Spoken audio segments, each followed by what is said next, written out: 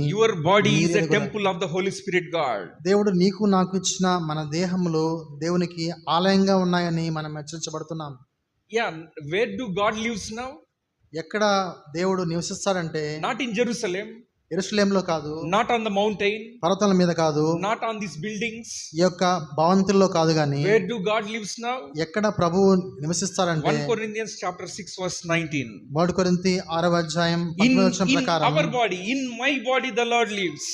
కాబట్టి నా ప్రభు నా యొక్క సొంత హృదయంలో దేహంలో ఆయన నివసించేవాడిగా ఉన్నాడు. Yeah, this body itself is the temple for the Lord. కాబట్టి దీని అర్థం ఏంటంటే మనం కలిగి ఉన్న ఈ దేహమే దేవుడు నివసించే ఆలయంగా ఉంది. What a great privilege God gave us. కాబట్టి దేవుడు ఎంత గొప్ప మర్మం సత్యాన్ని దేవుడు నీకు నాకు బయలుపరిచాడు. God has chosen such a sinner like me that holiest God will stay inside our hearts.